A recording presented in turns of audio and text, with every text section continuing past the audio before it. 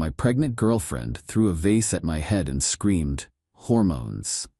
Then she admitted the baby wasn't mine in a fit of rage. I packed my bags. She changed her tune instantly, claiming it was a joke, but I was already out the door. I, 32 male, was packing a bag while my girlfriend, 29, screamed at me from the bedroom doorway. The side of my head was still throbbing where the ceramic vase had hit me 20 minutes earlier. "It was just hormones. You can't leave me because of hormones." I folded another shirt, didn't look at her. "Not leaving because of hormones. Leaving because you told me the baby isn't mine." I was angry, I didn't mean it. "You said," and I quote, "You want to know the truth? Fine, the baby's not even yours, it's his. I've been sleeping with him since March." Silence. Then, "I was just trying to hurt you. I say things I don't mean when I'm upset." I finally looked at her, 6 months pregnant, standing there in my apartment. Well, our apartment now, since she'd moved in 4 months ago when we found out. Tears streaming down her face, hands on her belly. "You threw a vase at my head, then screamed that the baby isn't mine, then described in detail how you've been cheating for months. That's not saying things. That's truth coming out when you're too mad to lie anymore." "Baby, please. Stop calling me baby. Stop calling me anything. I'm done." "You're really going to abandon your child?" "Not my child. You literally just told me that. It was a joke. God, can't you take a joke?" I zipped the bag, grabbed my laptop. "I'll be back for the rest of my stuff when you're not here. Don't contact me." "Where are you even going? Not your problem anymore." I walked past her. She grabbed my arm. "You can't just leave. I'm pregnant. What am I supposed to do?" "Call the actual father, the one from March." Her face went from desperate to venomous in about half a second. "You're a coward. A pathetic coward. I gave you everything and this is how you repay me?"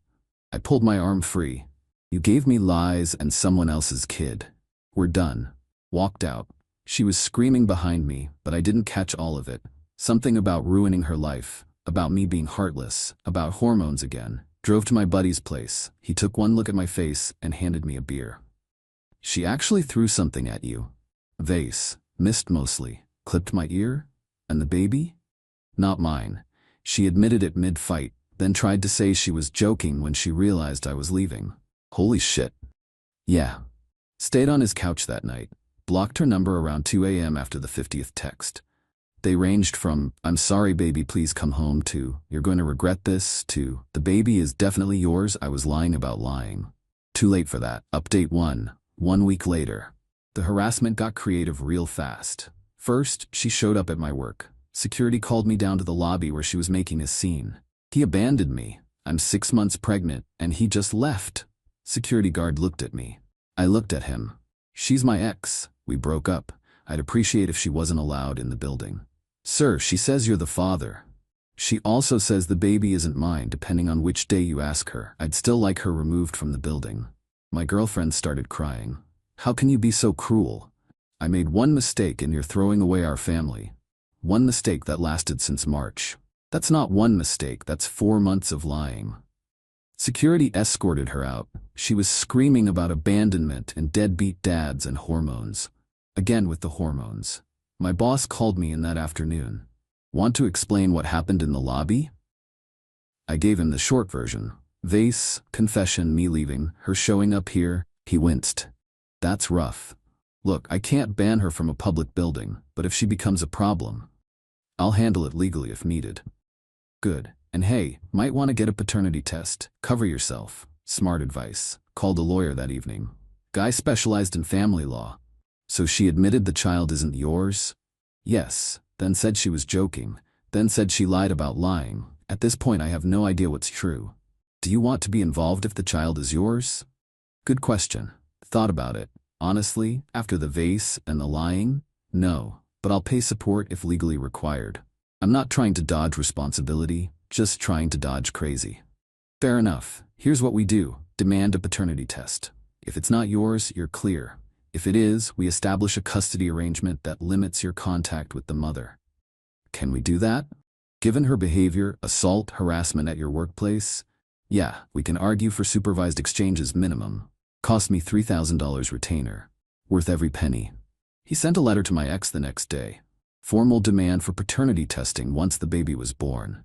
Also included a cease and desist about the workplace harassment. She responded by calling my mother.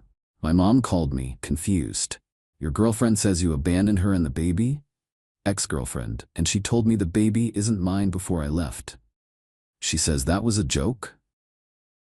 After throwing a vase at my head and detailing a months-long affair, some joke. Oh honey, my mom's on my side. Good, because what came next was her family. Her mother showed up at my buddy's place Thursday night. Don't know how she found me, but there she was.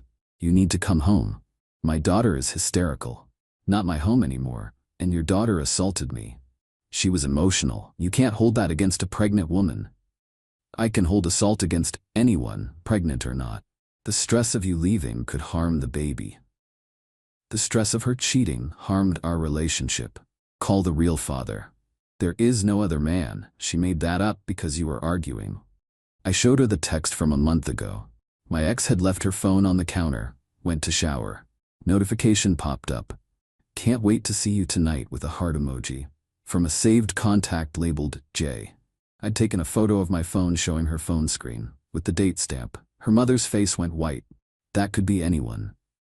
It's someone she was planning to see at night, someone who sends heart emojis, someone she never mentioned to me. The same month she got pregnant. Do the math. You're a bastard. I'm the bastard? Your daughter lied about paternity, threw objects at my head, and is now stalking my workplace. But I'm the bastard for leaving? She left without another word. Friday, I got served. My ex was suing for emergency financial support, claiming I'd cut her off without warning, leaving her destitute and unable to afford prenatal care. Except I never paid her bills. She had her own job, her own money. We split rent 50-50 before she moved into my place, and I'd told her she could stay rent-free during the pregnancy as a temporary thing until we figured out permanent arrangements. Now she wanted me legally obligated to pay her living expenses. My lawyer was almost amused. She's really shooting herself in the foot here. Every filing she makes creates a paper trail for our side. How so? You're demanding a paternity test. She's demanding money. If the test proves you're not the father, she just filed a frivolous lawsuit and opened herself up to sanctions. If it proves you are, she still undermined her own credibility by lying about it. What about until the baby's born? We fight it. Show proof she has income, her own savings, family support. Argue that without confirmed paternity, you have no obligation. Worst case, judge orders minimal temporary support pending DNA results. Court date was set for 3 weeks out. In the meantime, her sister started texting me, long paragraphs about family and forgiveness and how stress affects pregnancy. How I was being selfish, how everyone makes mistakes. I replied once, ask your sister about Jay. Then ask her why she thinks cheating for months is one mistake. Then lose my number. She responded, there is no Jay. She made him up. You're using this as an excuse because you're scared of fatherhood. I sent her the screenshot of the text notification. She stopped texting. But then Monday morning, someone slashed my tires, all 4 of them. I was parked on the street outside my buddy's place. Filed a police report. No cameras, no witnesses. Cop seemed sympathetic, but basically shrugged. Happens sometimes. Probably random. My pregnant ex has been harassing me for weeks, and I just got served with a lawsuit. Think it's random? Can you prove she did it? No. Then there's not much we can do. You can try small claims for damages if you figure out who did it. $800 to replace all 4 tires. Added it to the list of reasons I was done with this relationship. Update 2. 4 weeks later. The court hearing was a disaster. For her. She showed up with her mother, her sister, and a lawyer who looked like he graduated last week. I showed up with my lawyer who'd been doing this for 20 years. Her argument? I'd promised to support her through the pregnancy, then abandoned her cruelly over one fight. She was now unable to work. Lie, her job was remote data entry, perfectly doable while pregnant. Had no money. Lie, I'd seen her bank statement during a better time. She had about $15 saved and needed emergency support for housing and medical care. My lawyer's response? I had demanded a paternity test due to her admission that the child wasn't mine. Until paternity was established, I had no legal obligation.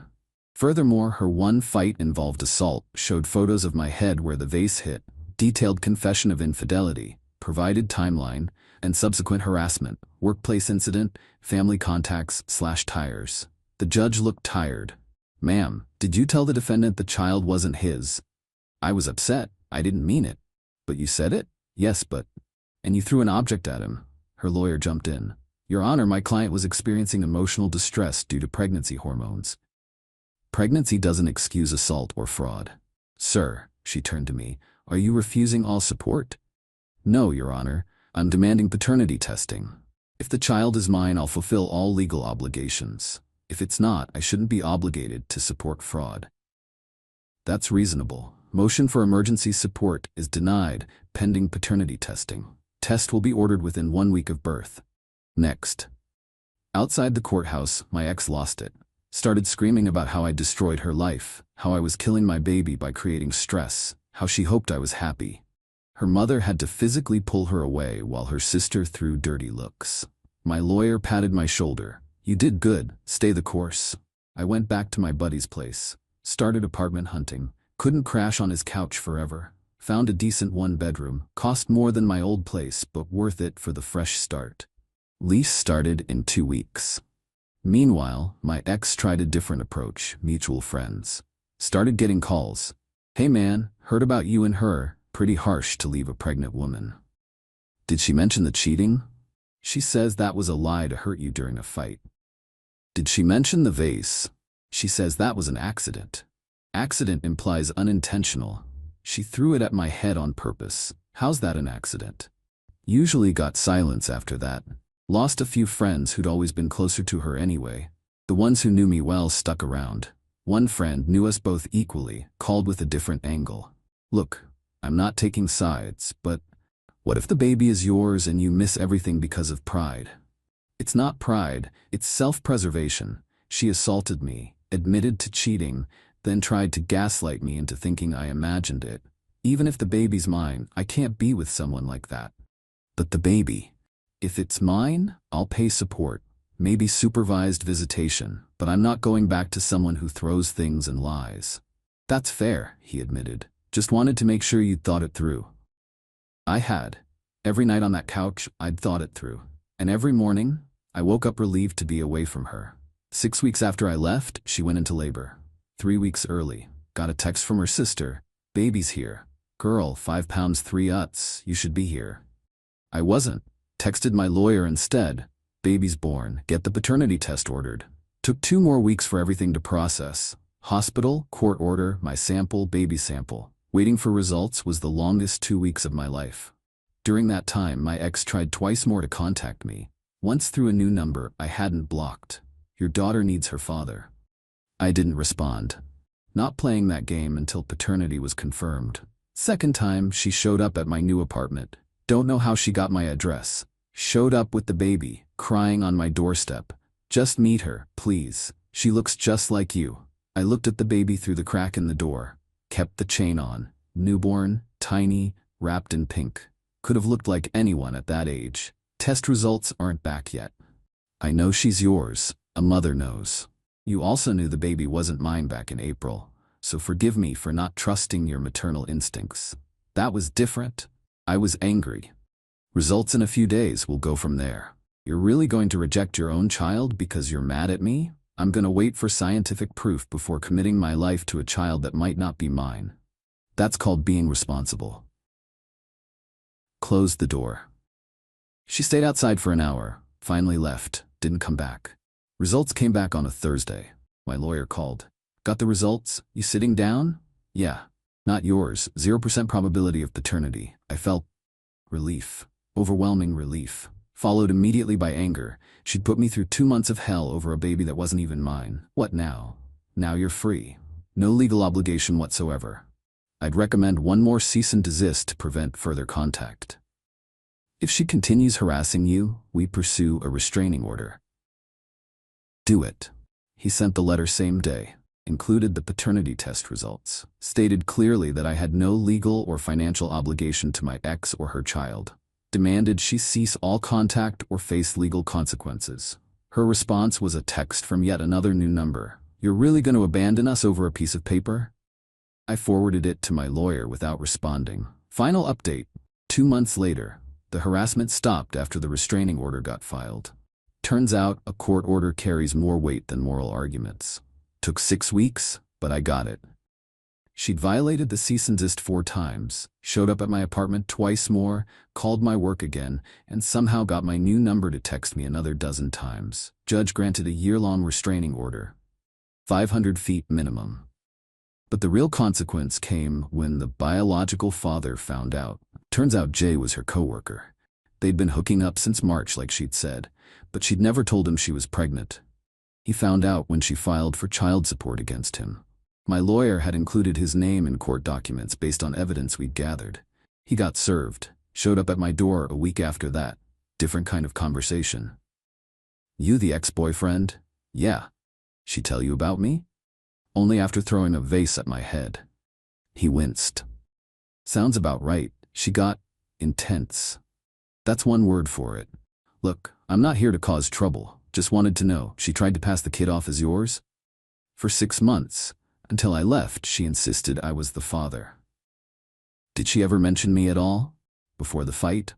"Never. I found out you existed from a text notification, then she confirmed it while screaming at me." He shook his head. "I'm dealing with it now. Court-ordered paternity test came back. Kid's definitely mine. Paying support, figuring out custody. It's a mess. Welcome to my life from March to June. How'd you deal with it?" "Lawyer. Documentation. Boundaries. Don't let her guilt you, don't engage with the emotional manipulation, and for the love of God, don't go back." "Not planning on it. Just wanted to know what I'm dealing with. Someone who lies reflexively and blames everyone else for consequences. Good luck." He left. I felt bad for the guy. He got trapped by biology. I got lucky with timing. My ex tried contacting me one more time through her mother. Email this time, since everything else was blocked and legally prohibited. "My daughter is struggling financially. The father refuses to pay adequate support. You lived with her for over a year. Morally, you should help." My response: "Morally, your daughter should have been honest about paternity from the start. Legally, I have no obligation, as confirmed by court order. I suggest your daughter and the biological father work out their issues without involving me. This is my final communication on this matter." Copied my lawyer on it. He approved. That was 6 weeks ago. Radio silence since then. Life's getting back to normal. Work's good. Apartment's good. Started seeing someone new, taking it slow, way slower than before. Trust issues are real now. Buddy, whose couch I crashed on, got married last month. Gave a speech at his wedding about having friends who show up when life goes sideways. Got a little choked up. He later told me I could have stayed as long as needed. Good people exist. Financially, the whole thing cost me about $8,000. Legal fees, tire replacement, higher rent, moving costs. Not cheap, but cheaper than 18 years of child support for someone else's kid. Emotionally, still processing. Therapy's helping. Turns out, getting assaulted by someone you love leaves marks that don't show up on the surface. The what-ifs hit me sometimes. What if I'd stayed? What if I'd believed it was a joke excuse? What if I'd waited until birth to confirm paternity? I'd be trapped. Legally tied to a child that wasn't mine. Stuck in a relationship with someone who'd rather lie than tell the truth. Paying for someone else's choices. Instead, I'm free. Single, starting over, but free. The baby's 4 months old now. I don't know her name. Don't know what she looks like beyond that one glimpse through the door. Don't know if she's healthy or happy. And that's okay. She's not my responsibility. She has a father, the real one. He's dealing with it. I hope he's better at boundaries than I was. My ex hasn't moved on, though. Heard through mutual friends, she's been telling anyone who'll listen that I abandoned her and our baby.